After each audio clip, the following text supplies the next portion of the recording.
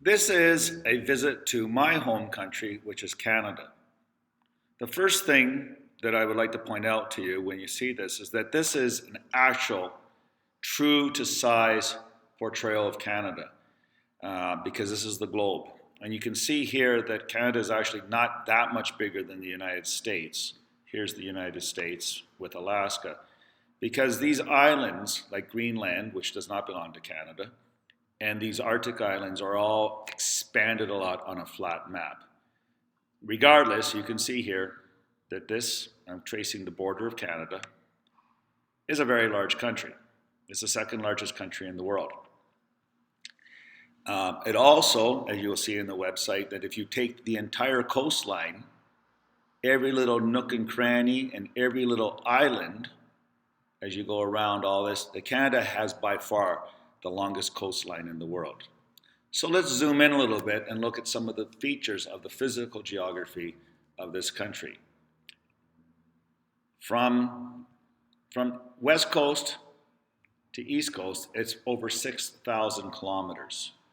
To put it in perspective, the province of Ontario, which is right here, you can see these dotted lines, this province from east to west is probably the distance from Macedonia to Holland, okay, basically Western Europe.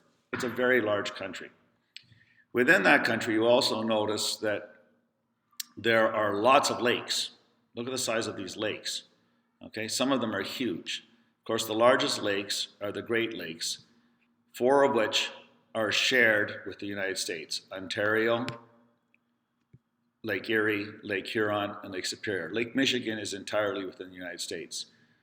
Lake Superior is the largest lake in the world, freshwater, by surface area, and has a lot of water, obviously. But there are other large lakes, and of the lakes that are entirely within Canada, you have over here Lake Winnipeg, which looks actually very green, and you have Great Slave Lake and Great Bear Lake. These are large lakes. Much of Canada is inhospitable. It's hard to live there. All these areas that are white are glaciers. These are alpine mountain glaciers.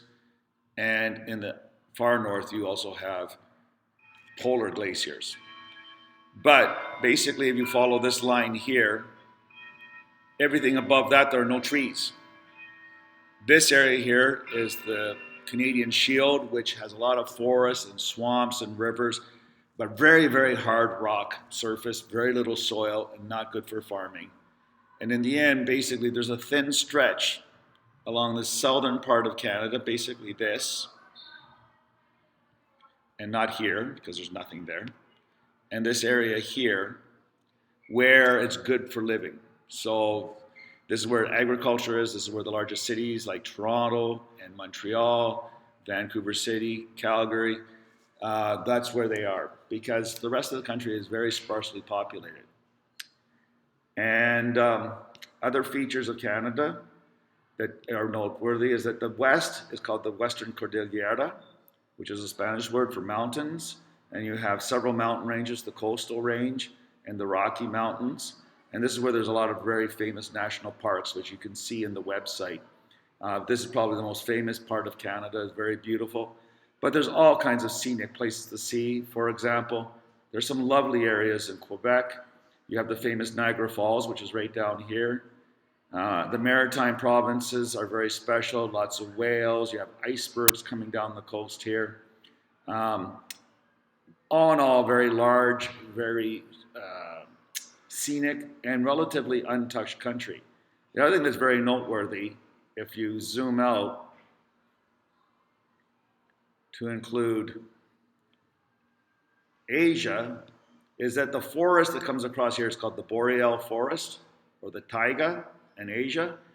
The big forest that goes across Canada continues across Siberia and over into Scandinavia. And actually, this forest zone is the largest ecosystem in the world by area. It's a huge, huge area of forests. Very sparsely populated, both in Eurasia and in North America. This part of Canada, this part of North America does not belong to Canada. It is Alaska. It was purchased from the Russians. And Alaska actually comes down like this. So Canada's west coast is relatively short. Yet, despite that, because it's got so many islands and inlets, and let's just zoom in, and fjords,